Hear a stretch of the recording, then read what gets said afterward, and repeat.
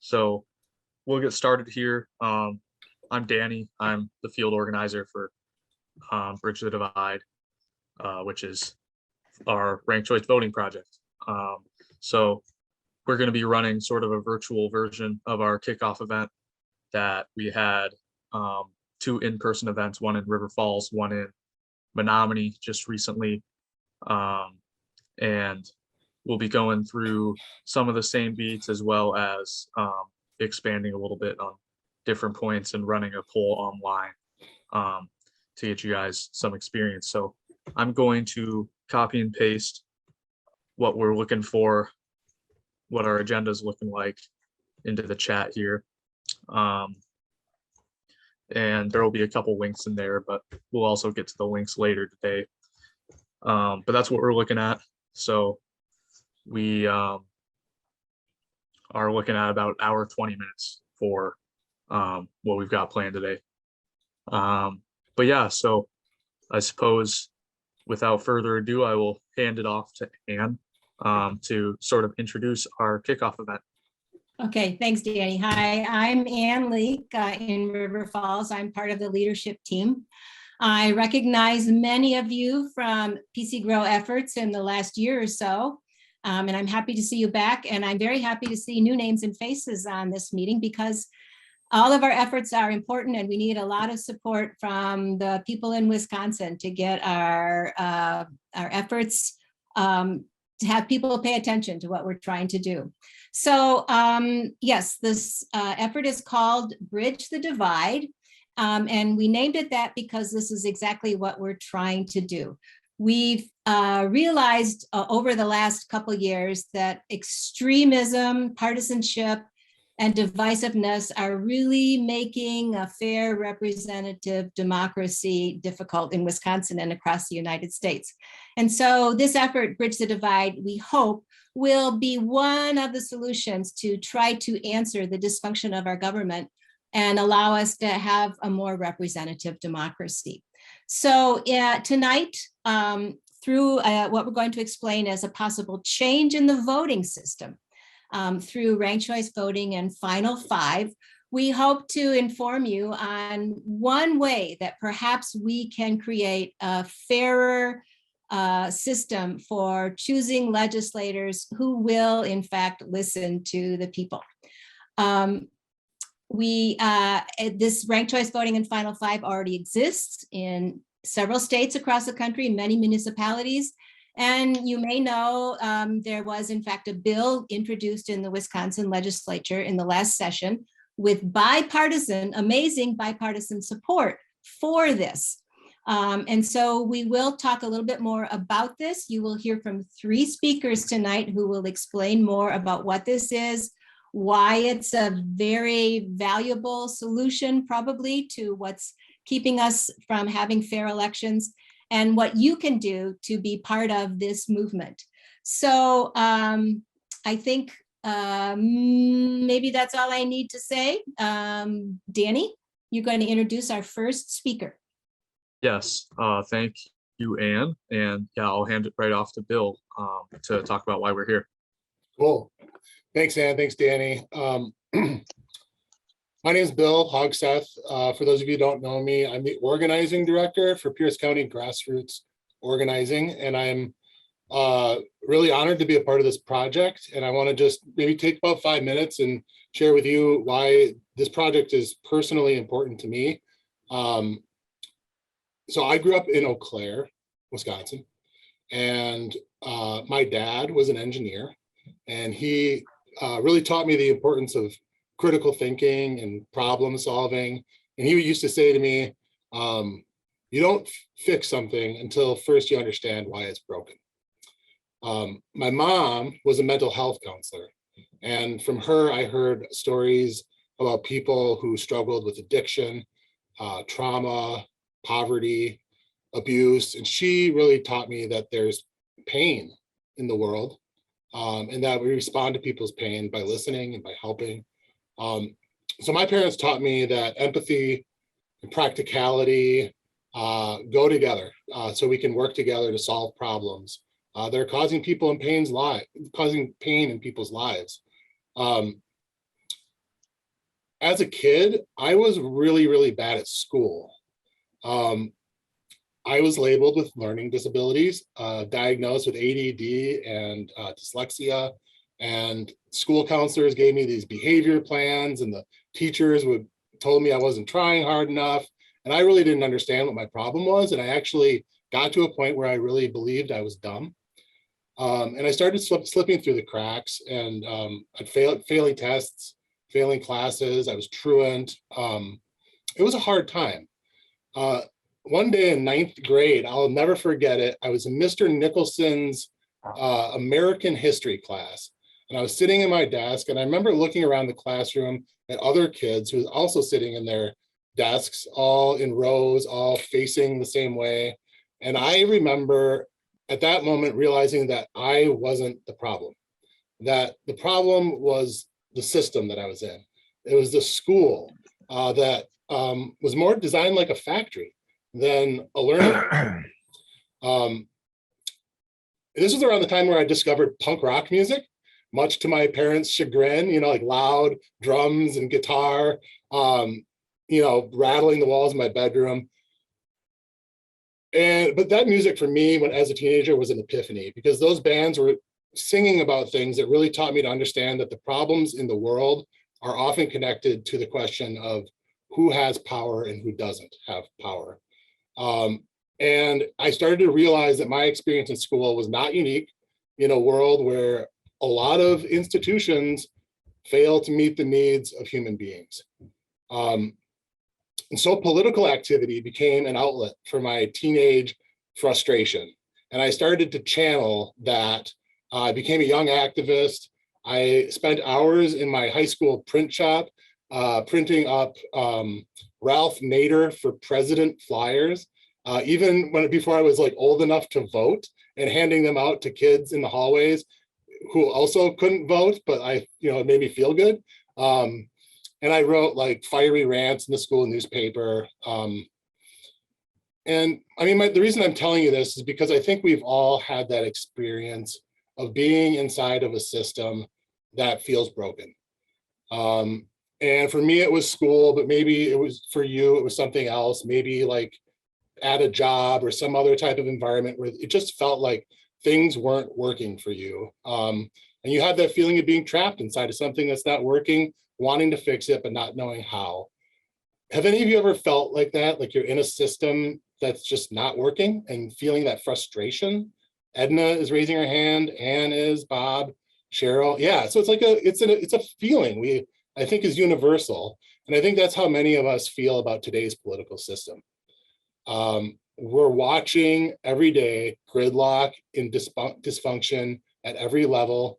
Both the parties are going around in circles with political rhetoric that's making, neighbors into enemies, really, while all the while failing to pass laws that actually solve problems and make people's lives better.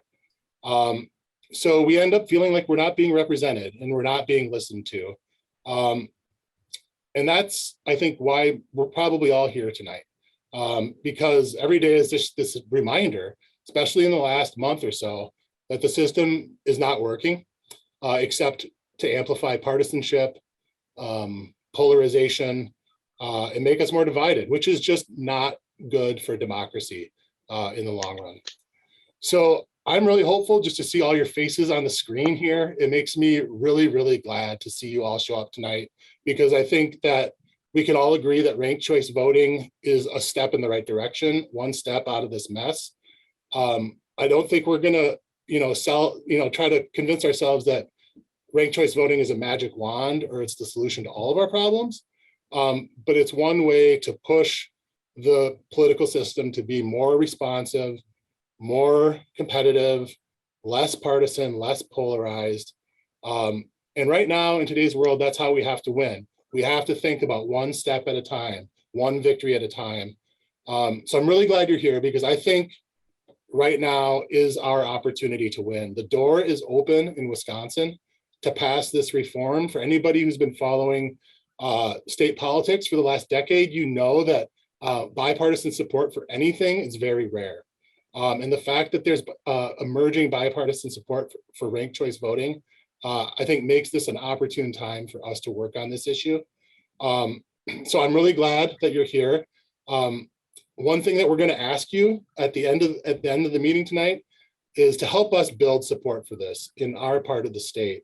And one way that we know works is for people to host house parties, for people to invite their neighbors or their friends into their backyard or their living room and just have that really casual conversation about why are things broken, how can we fix them?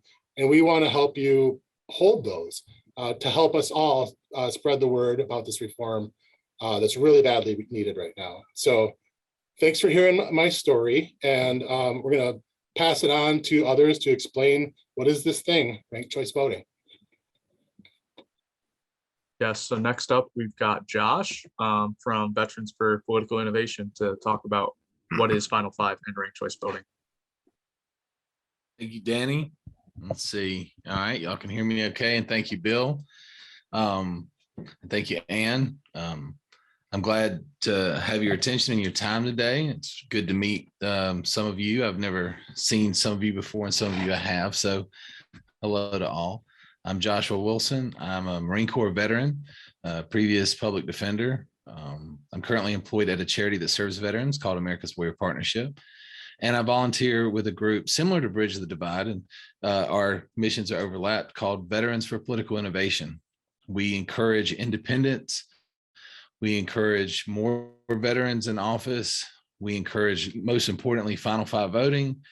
And we believe that the ethics that are instilled in the U.S. military to be devoted to the country, regardless of party and regardless of personal preference, in favor of self-sacrifice and doing what's best for everybody. We believe that those ethics could definitely do the politicians some good. So that's part of the group. I am not paid. I am not endorsed, and I'm not running for any office. I'm just a concerned citizen like many of you. So I feel like I'm in good company, and it's really great to meet you. I have the opportunity today. I'd like to share a video with you, a very short 2-minute video, not trying to bore you guys to death, and some information about some of the other organizations that support Final Five voting. Take a look at the proposal from last year so you can see that. And I'll also show you some other things. But what I'd like to do before I begin, I just think it's always a great way to start. If you look in the general chat, I'm going to share my name and my email. That way, if any of you have any questions, concerns, or you just want to reach out, that you feel free to. I like to be available. I like to volunteer. So yeah, please take advantage of that. And also feel free to send me veterans. Any veterans who need assistance, we're free and confidential. It is a nonprofit, so we're just here to help. With that being said, let's talk about Final Five just a little bit. And I will start with the video. So let me share my screen. Screen 2. 1 second, and we'll have it up. All right. And I'm going to ensure that my sound is also being shared. Okay.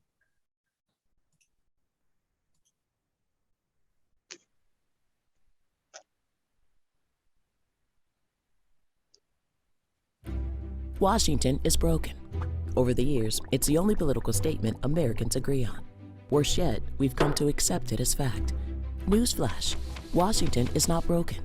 It's doing what it's designed to do. It's polarized. It's gridlocked. It's lost.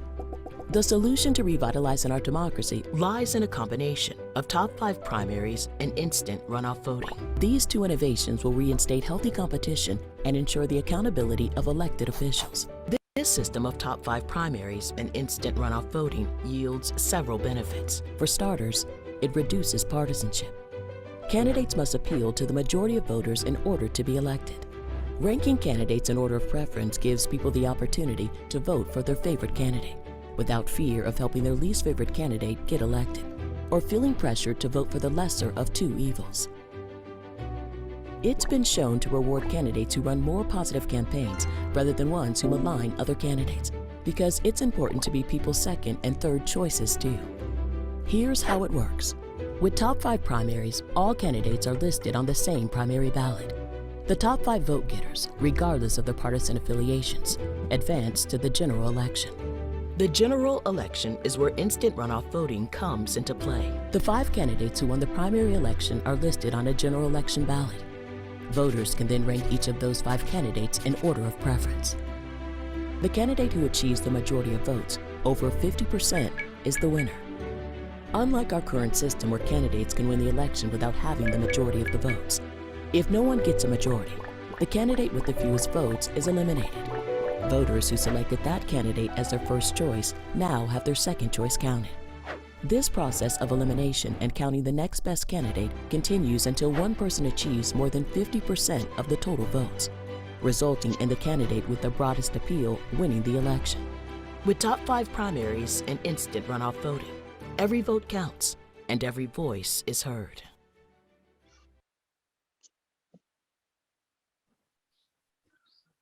Now, I know that that was a lot of information very quickly, so we can take our time and chew through it as much as you guys need. And for those who would like a more thorough explanation after the presentation, I'm more than happy to do that as well. Okay. So I've got the video back on, and I wanted to start here by addressing a question that I saw in the chat earlier. What is the difference between ranked choice and final 5 voting? Now, the organization that made the video that you guys just looked at is called Democracy Found. Them, alongside Voters First Wisconsin and yourselves at Bridge the Divide, and with the League of Women Voters and other organizations as well, you guys are going to be promoting it. Democracy Found's suggestions you can follow or not. They say don't refer to it as ranked choice voting because they're not the same. But let me tell you this, I tend to take slightly the position that they are extremely similar. What we currently have in general elections is a winner take all, 1-2 voting system. Final 5 voting means that the top 5 people in the primary will move forward to the general election. And what that means practically is this: in some areas that have an extremely liberal population, you may see 3, 4, maybe even all 5 candidates being more liberal. In an area that is significantly more conservative, you may have 3 or 4 federal candidates who are all conservative if they get enough votes to go to the final election. And so at this general election, you will see people rank their choices from best to worst. Now, what's important about final 5, and I'll pull up the language really quickly for you, is that in the final 5, you get 5 choices, not just 1. And what's important about that is, if you recall back to the 2016 election, many of the general public for the president did not want to vote for independents. They did not want to vote for third-party candidates because they were afraid they were throwing away the vote. Many people voted because they wanted to pick, as the video suggested, the lesser of 2 evils. With final 5 voting, you'll be able to vote for the person that you want first, and then second, and then third. It's important because with this language, we all now have better choices. We have a more competitive democracy. This is Senate Bill 250. It was proposed in 2012. And this was the bill that asked for open, nonpartisan primaries as well as final 5 voting. The relevant language I highlighted here, and I'm happy to share these links as well to any of these if you find it important or if you want to dig through the details. The bill provides that electors may vote in a primary for U.S. Senator and representative in Congress for any candidate, regardless of party affiliation. That's the open nonpartisan primary, which Wisconsin already has in many of its elections, and the 5 persons who receive the greatest number of votes for each office are nominated to appear on the general election ballot. I noticed you guys had some questions relating to where final 5 is. This is a map from Ballotpedia. It's about ranked choice voting, but I tend to find that ranked choice voting and final 5 are synonymous, like I said earlier. So I wanted to be very clear. There is a sheet where you can differentiate if you want to, but you don't have to, and I often don't.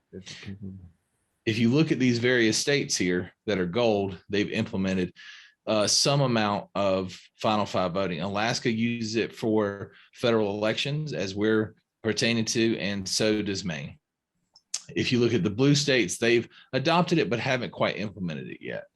if you were to scroll down, and I'll just leave it on this top part, you can see that a variety of local areas, such as in California, Oakland, San Francisco, Berkeley, Albany, various others, and even the U.S. military uses it for overseas ballots. I've participated in ranked choice voting as a member of Georgia's jurisdiction when I lived there before I moved here to Eau Claire, Wisconsin.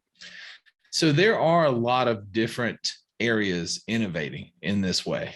And the support for Final Five voting is pretty broad. If you look back at this bill here, you'll notice that we have Democratic and Republican representatives from the state: Kuniega, Smith, Kurtz, Reamer, Novak, Kitchens, Drake, the list goes on. And this is just in the 2021 session. We're expecting even more. We're calling upon you to have House parties to spread the word so that we can encourage these representatives to pass this bill. Now, the reason that they're interested in passing it is because it will hold accountability to the federal offices. It won't yet apply to the state offices. So this is sort of democracy's experimentation at work.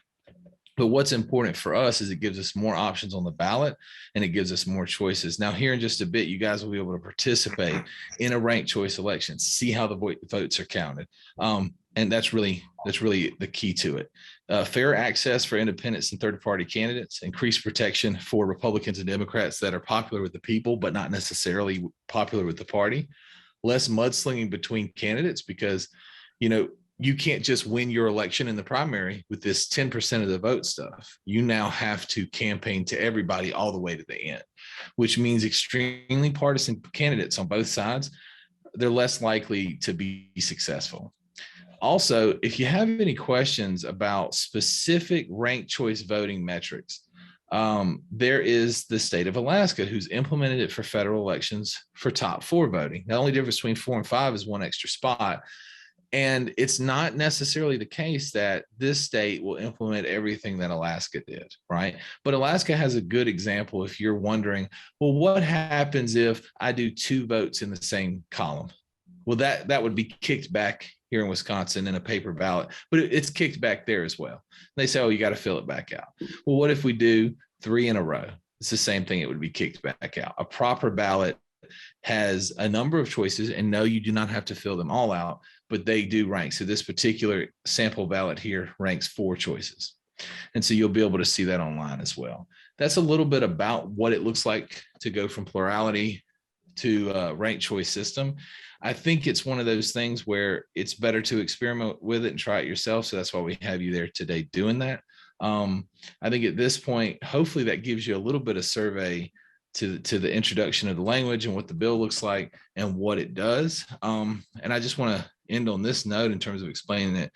Currently, the U.S. Supreme Court has passed a series of very monumental decisions on Native American rights, on limits of campaign finance. They've passed laws, which is important to me as a previous public defender in terms of criminal defense rights and their right to an attorney and effective counsel.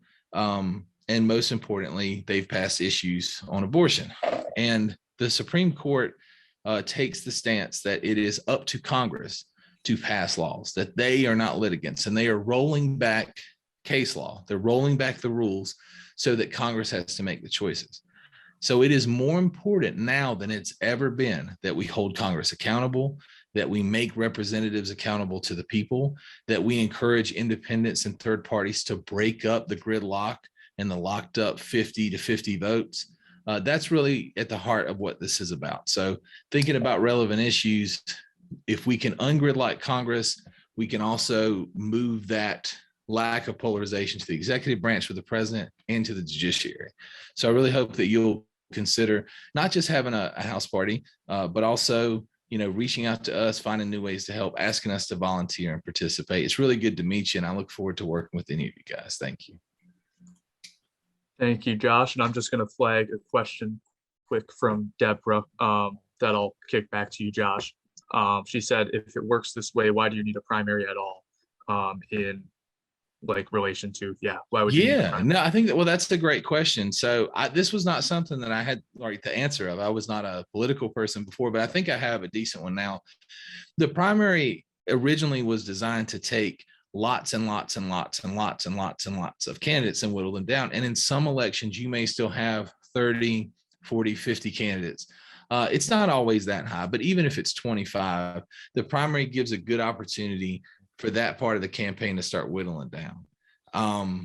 And the idea is to whittle it down to a manageable number just for the purpose of communicating and making decisions. So I think the funnel makes sense. It's just, is the funnel fair, right? Right now, you can have an area where there's a lot of, like Milwaukee. I think for you'll see Milwaukee for some elections or for other Senate seats. There's a whole bunch of Democrats, if it's a liberal area, or a whole bunch of Republicans, then just a few of the other side, right? I think this will encourage people who are independents and third parties, and even on the fringe of their own party, to fit in that funnel, and it'll make it more competitive. So I don't know if the primary has to happen. It does have a purpose, but ultimately, I think the good news is if we do this, the primary will also be more competitive, and it won't be the deciding factor. It's just one gate they have to get through. Yes, thank you. So next up, I am going to hand it off to Bob, and I'm going to be dropping a poll in the chat and a link to the poll that we'll be filling out here. And Bob's going to run us through how this activity is going to work. And then you'll have the opportunity, once you click on this link, to do your own ranked choice vote. So Bob, take it away. Danny, and thanks, Josh. I enjoy working with you greatly. You bring a great perspective to this. I want to talk a little bit about the election, the demonstration election we want to go through right now. So everyone should see in their chat a message from Danny, and that is going to send you, when you click on that, that's going to send you to a site called OppaVote. I don't know exactly if this is what I think of it as, optimized voting. That's how I choose to pronounce it. But OppaVote runs ranked choice voting elections. And for today's demonstration, you'll be telling us, what snack do you prefer? Some of you were with us at these kickoff events in River Falls and Menominee, so you've seen this. If it's not obvious on this, when you get to that website, so Pat says he can't open that. Danny, if you're able to help him, please do. Otherwise, I'm going to continue forward. You'll see that the tonight's ballot does not look like the grid style ballots, the matrix style ballots that you've seen in, let's say, in the video that you just watched. And that's true, but it's going to work the exact same way. The key on this is you're going to decide which of these snacks you like the most. Ignore everything else. That's the one I want, and that should definitely be your number one. I believe the mechanics on this is the first one you click on will go to number one. The second you click on will be your second choice. If you make a mistake in that, unless I am mistaken, you can drag and drop these. So let's say you made a mistake and you need to rearrange the order. Just drag, click on and hold, click and hold one, and then you can drag it to where you are, and then you release it there. Sometimes people ask, well, what, okay, I've got my first choice. Lisa reports that it works well, good. I see that Mike and Bill reported they were able to open it up, no problem.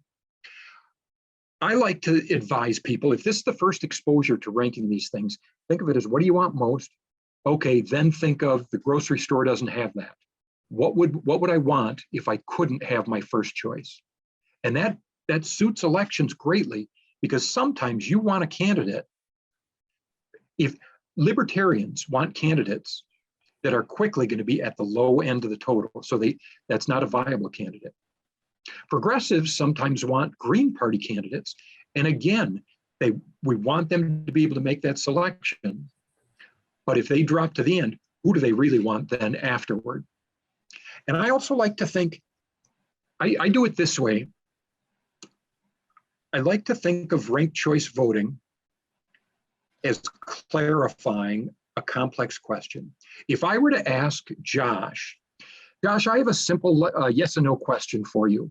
Josh, have you finally stopped cheating on your taxes? Don't answer that, Josh. It's not really a simple yes or no question. Josh might have wanted to say, no, Bob, I'm not cheating and I never have. But if I try to box him into a yes or no answer to a complex question, well, he's going to feel like he didn't get to express all his complex thoughts on that. I like ranked choice voting because it allows you to basically convey, this is the candidate I want, but if they're not viable, if they quickly drop to the bottom, well, then I want this candidate. And you can even express, I want any of these candidates except this other one. By putting someone number 5, you really convey that I want anyone other than that candidate. So it conveys your complex thoughts much better than just selecting one candidate. I'm going to pause there because I bet most people have completed their balloting. Is there anyone that has not, that needs more time to complete their ballot? I'm not seeing any hands. I bet I've got half the people with their video on in front of me, and it looks like everyone is through that. And if so, let's see, in my agenda, I think we are going to turn it back to Bill, and then, I'm sorry, we will, well, we've got time for questions. Oh, I like this. This is great. I had not looked at the agenda closely enough. So we've got some time for questions, and you can even continue voting while we're doing that. I'm gonna weigh in again on the one that Josh already answered, because my answer to it is an opinion-based answer. Someone said, why use primaries at all? The Minneapolis mayor's race doesn't, and they might have had 12 candidates on their ranked choice ballot in their last election. My opinion is, just as Josh said, there is value in winnowing that down to a number that you can choose to investigate, to a number that can fit nicely on a debate stage, and it doesn't become a free-for-all. So even though ranked choice voting could handle 12 candidates, 15, as many as you want, there's value in a winnowing round and then going to 5 there. I see Deborah has said, wouldn't not voting for someone at all, ranking them 4 out of 5, really say you want anyone other than the unchoice? First off, Deborah, just as you have implied, a ballot is not discarded if you fail to choose your 5th or 4th or 3rd or 2nd vote. A valid ballot, if you have chosen one person, that's a valid ballot. The only reason I plan to vote for all 5, even if I can't stand the last place person, my 5th choice, I still plan to vote for all 5, because when candidates start becoming non-viable, when they start getting dropped, I just want to make sure that my ballot doesn't go dormant, that I've got all my choices selected. And the one thing I do know is, in a final 5 election, whoever I put in that 5th place, I will never be voting for them. It can never get down that low where I would be voting for 5th place. It probably won't get down to my 4th place vote, but I don't want to take a chance. There were 50 candidates in the Alaska primary. Imagine ranking from 50. Oh, Mike, thank you very much. You're exactly right. It is true, and I have seen this online, people get frustrated because ranked choice voting can handle 50 people, but on a human scale, I can't internalize the pluses and minuses of 50 people. It would just be too much. So in a large primary like that, in a primary for final 5 voting, you may have 10, 20 or more choices. You pick your one. And of all the thousands of ballots that come back from the primary, the 5 best performers in the primary, they go on to the general election ballot.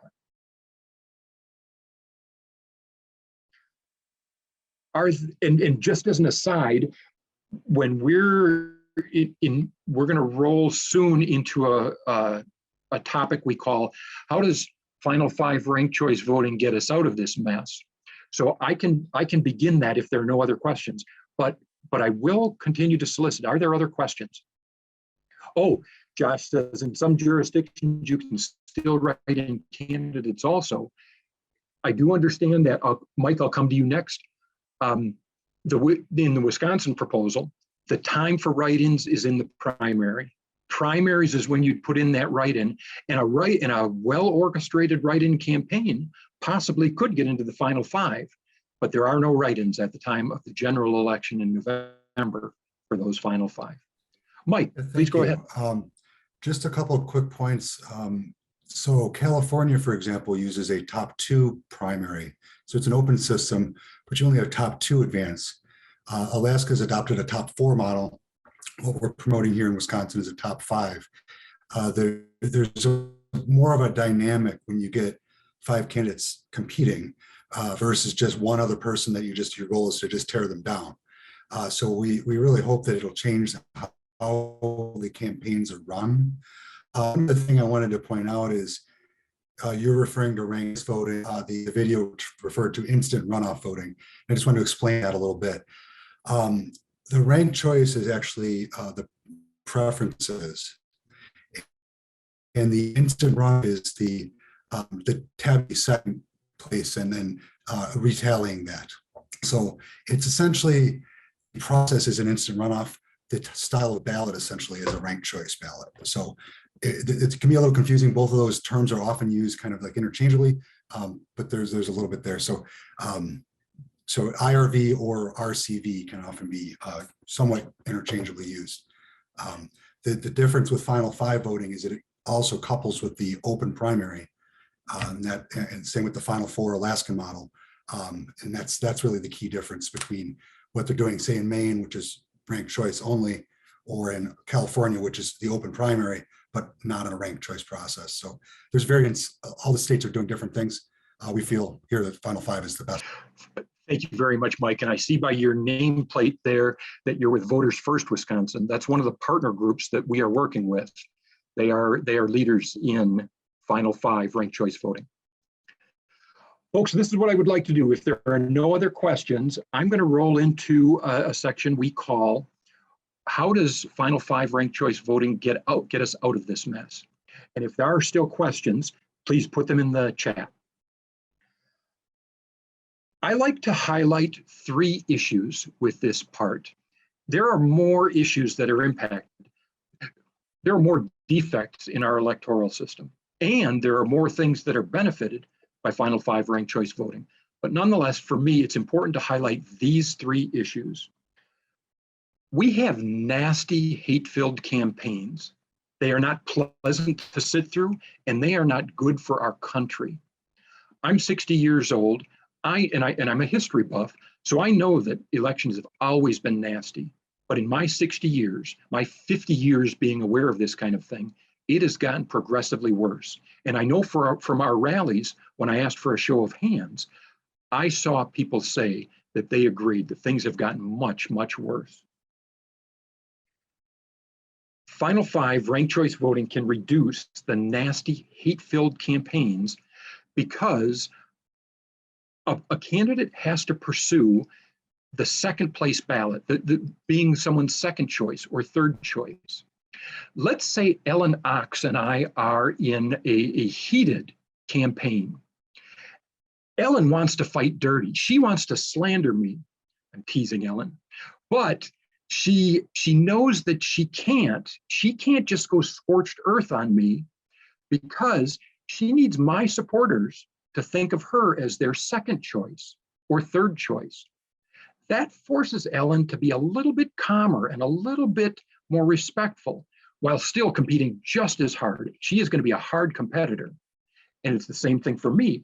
I can't tear Ellen down because I need her voters to think of me favorably and be their second or third choice. There are currently barriers to cooperation. This is the second item. Final 5 ranked choice voting removes one key barrier to cooperation in our legislatures. There's even an expression, if someone on one side of the aisle compromises with the enemy, and I remind you that in this case, the enemy is a fellow American that just happens to have political differences. But the way they treat it is if someone compromises with the enemy, they say, we're going to primary him or her. That primary is a weapon. It's a club. In a one-winner primary, all they have to do is get someone more extreme. In a one-winner Republican primary, they just go get a more extreme conservative. In a one-winner Democratic primary, they just get someone more liberal. And it continues to ratchet us further and further apart. With 5 winners in the primary, an incumbent is confident they can make it to the general election. Incumbents are confident people. They can make the difficult, mature decisions we need them to make, and they know they're going to make it into that final 5. They know they're going to be able to take their story to the general election. And lastly, final 5 ranked choice voting doesn't end the tight grip on power by 2 major parties, but it takes us a step closer to that. Today, we have truly no idea how much real hardcore support the Green Party has, or the Libertarian Party. In Wisconsin, I believe there's one called the Constitution Party. We have no idea what level of support they have, because people are worried about voting for them, having that be a spoiler and getting there and actually helping elect their least favorite candidate. Final 5 ranked choice voting with its 1 through 5 ranking system allows everyone to choose their favorite candidate for their first round. And then they can be more risk averse. They can go to someone they think can win in their subsequent rounds. This doesn't rearrange how power is allocated. But I think if after year, the Greens were to get 12% consistently, I think they'd be able to leverage that newfound visualization of their power into real power. Same thing with the Libertarians, same thing with the Constitution Party. And we would have a marketplace of parties that we do not have today. I'll call this to a close. I see a few things from Mike, who's a good resource to us here, but no additional questions. And I think with that, it's my turn to turn it back over to Bill to describe how Bridge the Divide will fight for democracy reform in Western Wisconsin.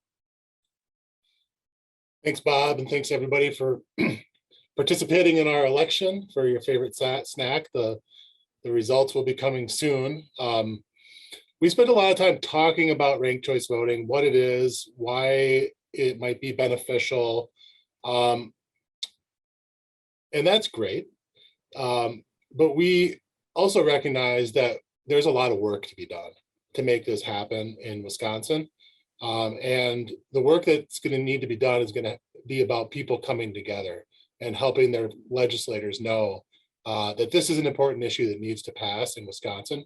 So we are really lucky that we have a really dedicated, really smart, really hardworking leadership team behind this project. Some of whom are on this call right now, like Ann Leek, Maureen Ash, Bob Moline, Danny Atkinson, myself, as well as Grace Caggio and Anne-Marie McClellan, who's in Menominee.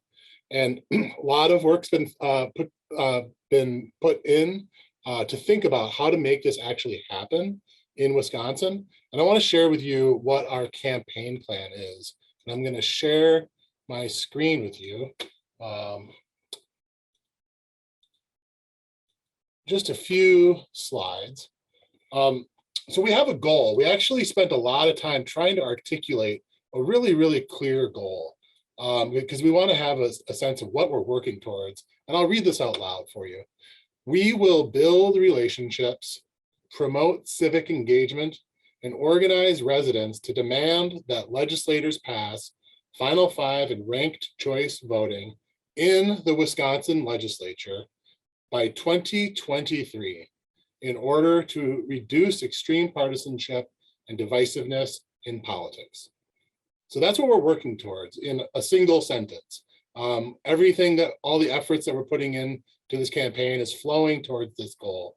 And then you see below there, we define what is our scope, what's our geography.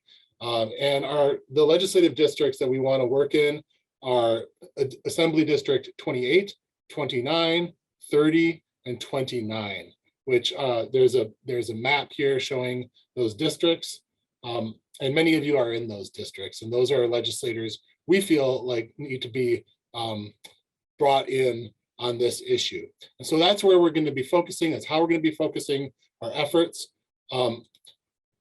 We have clarified some tactics that we think are going to help us build support for this and spread the word on ranked choice voting and why it's needed in Wisconsin. And this is a slide that shows what those tactics are and when they're going to be in play. So you can see in June of 22, we're kicking off our campaign, which is basically right now, in person and virtual. And our hope is that this campaign can bring in people like yourself to help us make these other tactics happen. And the other tactics, there will be 3 tactics ongoing for the next about 6 months. Our real primary tactic is the house party. We believe that if people bring their neighbors together, bring their coworkers together, their friends, their family, into a space that's trusting, that's non-judgmental, people can have a real conversation without being worried about the divisiveness that's in our politics today, and really explore this issue and really come to understand why this issue is important. And so we're going to ask you if you would be willing to host a house party. We will help you. We will provide speakers. We'll provide you supplies. We'll get you ready. All you have to do is just invite your friends over. But we believe that's where the magic happens, is those conversations in a small group. We're also going to be engaging candidates because it's election season. And in those assembly districts where we're working, there's people trying to run to elect those, to represent those districts. So we're going to be going to some of their campaign events, and we're going to be asking questions about ranked choice voting to make sure it's on their radar throughout election season. We're also going to be going to community events. We'll be at, for example, River Falls Day this weekend. We'll be at the Pierce County Fair. We're going to be there. We're going to give people an opportunity to vote for their favorite snack. We're going to ask their questions, answer their questions, and we're going to be out in the community, meeting people where they are. All of this, where we're just engaging people, is going to focus towards next year when we engage legislators. And our hope is that we've engaged enough people in the public that by the time 2023 rolls around, we can flip a switch of all the people who we've talked to, who've come to support ranked choice voting, and ask them to call or visit or email or text or write a handwritten letter to their legislators, and making kind of a groundswell of support for this reform. And then the last thing I want to let you know is that we actually have an organizational structure. We have different teams who are going to take responsibility for each of these tactics. At the center of those teams is our leadership team, but we have a team for house parties, for engaging candidates, for outreach, for community events. And if you're interested in jumping in, we've got a place for you. And we're pretty well organized. We're kind of got our act together. But wanted to show this slide to you because we're really trying to focus on building out those tactics teams right now to make those tactics really happen and push those forward. So thank you for hearing about our campaign. I just want to let you know that we really believe ranked choice voting works. We're excited about it. And we've got a plan, and that we think is going to help build support in West Central Wisconsin. So thanks. Thank you, Bill. Now I am going to show you what you all been waiting for, which is the results of the poll that we just ran. So I'll be sharing my screen here. Is everyone able to see that? So this is the first round of voting, and we'll be going ballot by ballot or round by round here, and seeing how everything is eliminated and reallocated. So as we can see here, popcorn is in first place currently in the first round with 6 votes.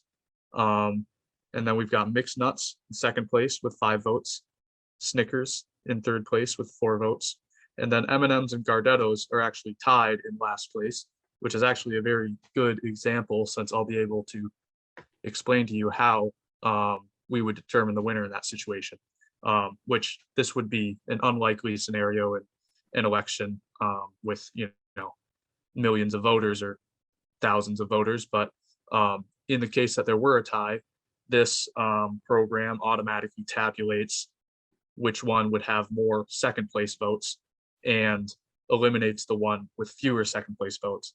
So M&M's had fewer second place votes, so that was eliminated, and Gardetto's progressed the second round. And the votes from M&M's were reallocated to the second place votes, one of which went to mixed nuts, one of which went to popcorn. So Gardetto's was left in last place, and popcorn goes to 8 votes here, and then 7 votes here for mixed nuts, and then Snickers is left in last place, and we go down to round 4, the final round, where popcorn pulls away with the majority of votes. And I see I must have been wrong. It seems like M&M's and Gardetto's, neither one had any second place votes, so the 2 rounds were just counted at the same time. So yeah, so either way, popcorn wins with 57.9% of the votes. Mixed nuts comes in second place with 42.1% of the votes, which is a relief to me after seeing mixed nuts win at both kickoff events. I was wanting something else to win, since that has always been my last place vote. But yeah, so that is generally how this works here. So each round, something is reallocated to whatever the next viable option is on your ballot. So as your ballot goes, you only have 1 vote valid at a time on your ballot. So yeah, once you see it in action and working with these charts here, it becomes a little simpler to understand, but we can also understand why it might take a couple different elections to be able to fully understand it. Does anyone have any questions about how this worked here? Danny, can you scroll up to round 1 real quick? Mhm. I just wanted to point out to everybody one thing. Popcorn had the majority of the votes to begin with. Plurality, yes, plurality. Yeah, the plurality. So what's cool about ranked choice is it doesn't necessarily, or final 5 to use the proper language, it doesn't necessarily change the outcome of every election, but it gives us more options on the whole. Mm-hmm. And yeah, much of the time you're going to see that the plurality winner may still end up being the majority winner at the end of the election. But there will still be open the possibility of something that is not the plurality winner to win. Yeah, so you wouldn't have a situation where only 30% of the population votes for a candidate and wins. Yeah, so any other questions on that?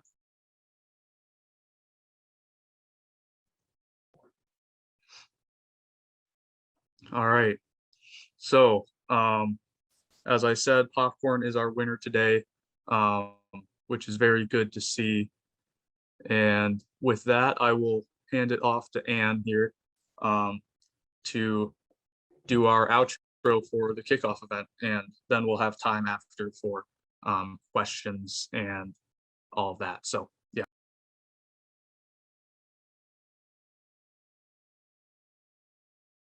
There. Thanks, Danny and Bill and Bob and Josh for your wonderful explanation. And thank you for the people attending, for being here and being interested. I hope you have a little bit of excitement now and willingness to maybe engage more in this project with us. If you do have more questions, any of us would be willing to spend more time talking with you. If you're wondering how you might participate, we do have a plan, and we can find a place to slot you in at whatever level you are interested in. And we hope you will be interested in the house party issue. It's a wonderful way to spread the word about this. And either as attending a house party or perhaps hosting one of your own. And again, we will provide all the support you could hope to have in order to have an effective and fun house party, which will show other people, neighbors and friends, how this system can work and how we can dig ourselves out of the very sad political environment we are in now. So we're hopeful for the future. We're hopeful for 2023 and better elections. That's all I have. Danny, if people have more questions, they can put things in the chat or reach out to you. Is that right? Yep, that's correct. And if you want to voice your question too, you can feel free to go on audio. And yeah, I'd just like to draw attention to that Google form I just dropped in chat. If you want to host a house party, attend a house party, volunteer at the Pierce County Fair we'll be having a booth at in August, or just speak to an organizer. So yeah, like fill out that form. Or if you just have any questions, that's also a good place to put questions. Otherwise, we can take any questions you have imminently here. But yes. So yeah, if anyone has any questions, feel free to put them in chat, or feel free to put your microphone on. Hey, Danny, do you mind if I jump in real quick? Yeah, go right ahead. I just want to share, so I've held 2 of these house parties, one with my neighbors, one with other activists in Bridge the Divide. I just got a text from a woman that attended one of our kickoffs. She is willing to have a house party, so we'll start planning that tomorrow. And a neighbor that I had invited to my house party just responded that he is going to have another house party. So that's 4. I say it's now a race. Which of you is going to be house party number 5? So get it in quick, get your responses in quick, and then we'll work with you walking through step by step the invitation process, the planning process, and we will take care of all the speaking and voting activities on the night of the party. Your only job on the night of the party is to make sure that your guests feel welcome, are well fed, and walk away with a smile on their face. I see George has a hand raised. Do you have a question, George? Yes, can you hear me? Good. All Yep. right. So Bridge to the Divide, there's a national bridge to divide, but it's has to do with racial stuff. You're not connected to them? You just picked that name for your organization? Yes, I'm going to jump in if I may, because I just saw another Bridge to Divide organization on Twitter today. I just saw a link to that. We're not affiliated with them. Right, good. And are you the only chapter of Bridge to Divide as you defined it in Wisconsin so far? Are you the beginners and we can get more chapters? That is a great question, Bill. I'm gonna turn that over to you. Yeah, I love it, George. Bridge the Divide is a project of an organization called Pierce County Grassroots Organizing, and we're based in West Central Wisconsin. And I see that you're in Madison, and I think the best place for you to start is probably to talk to Voters First Wisconsin, which has a network of folks across the state. Mike is on our call right now, who's with Voters First, and Rich and Lena Eng are also leaders with that organization, and we can get you in touch with them. And I think that'd be a great place for you to start, since where you are in the state, because we're a regional organization based in West Central Wisconsin. Thank you both. Bye. Yeah, thank you, George.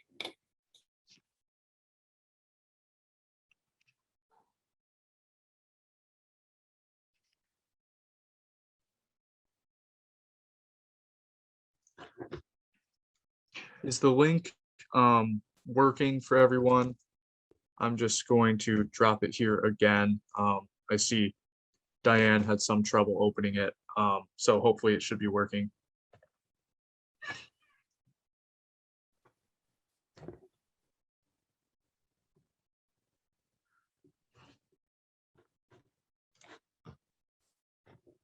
Let's see.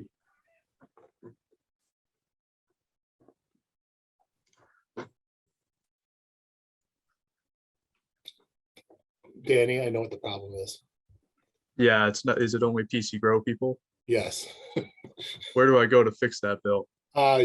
You can go into settings and responses, Okay. and then there's a little tab that says, Yeah. Okay.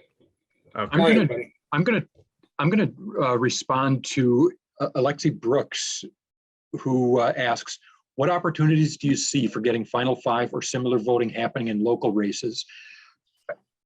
There will be opportunities in the future. The legislators that have done this right now did it very strategically. As a matter of fact, Deborah and I were trading some chats about, how to get this through a Republican-dominated assembly.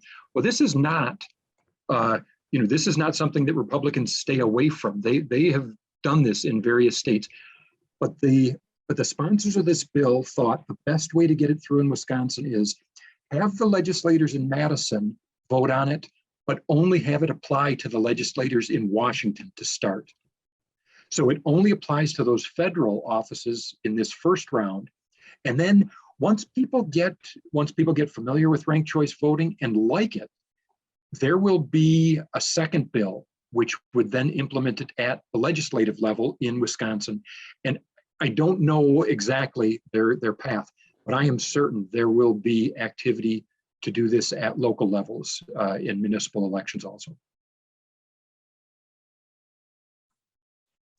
That Yeah, seems I like see. a very interesting strategy to me. Is that the way other states did it, to have it apply to the federal first and then state?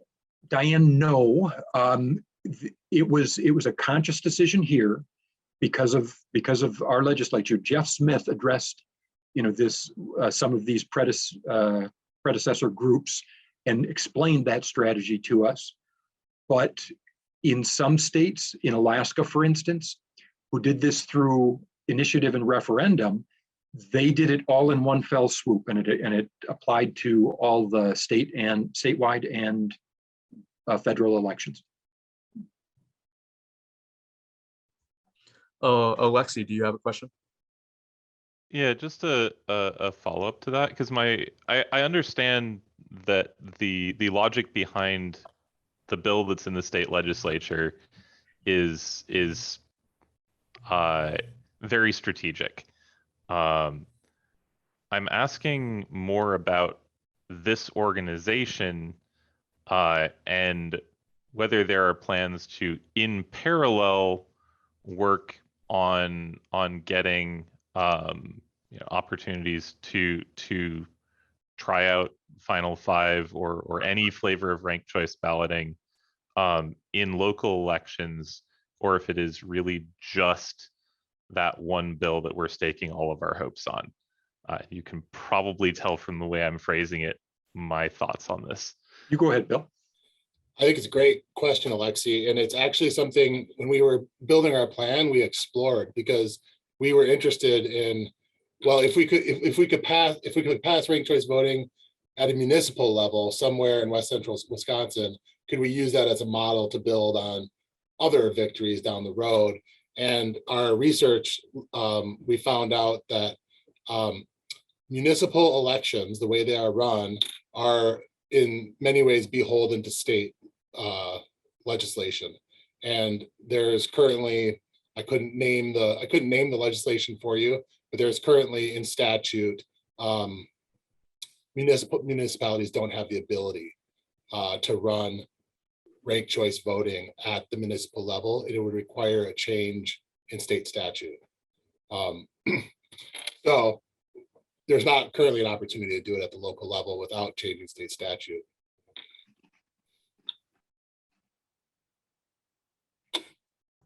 Yes, and hopefully that would be something that follows is some ability to change that state statute.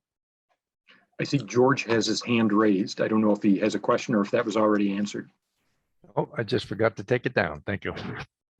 Thank you. All right, any other questions that we have from anyone here?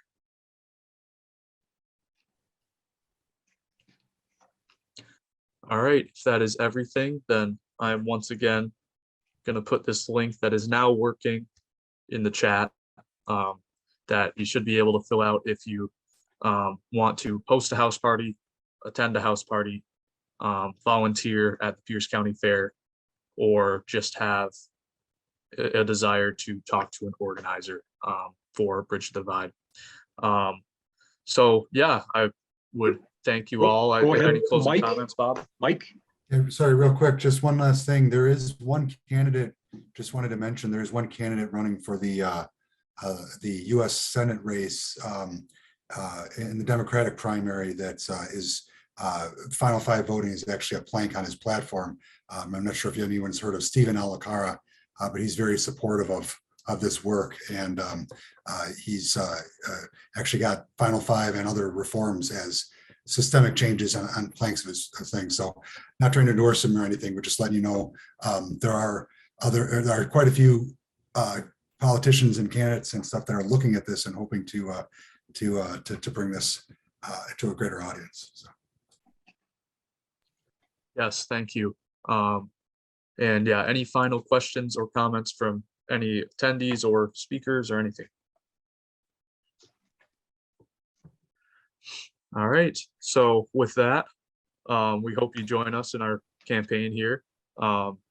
We thank you for coming to this meeting today, since the number one thing we want to do is just spread the word. And even if all you do is tell your family members, tell your friends about it, that's incredibly helpful to us, since the number one thing we want to do with Final Five and ranked choice voting is spread the word, get more people aware about the proposal. So thank you all for coming today. Bob? As a tribute to Janelle Ludwig Kraus, who is not here tonight, who would always close with a cheer, how about we do a cheer? On the count of three, we say left, right, or center, ranked choice is better. So I'm going to count to three, and then all together, you take yourself off mute. I want to hear everyone say left, right, or center, ranked choice is better. 1, 2, 3. Left, right, or center. Ranked choice is Better. better. Oh, that was fantastic. Janelle Yeah, would be proud. Bye. Bye. Thank you all. Bye. Bye.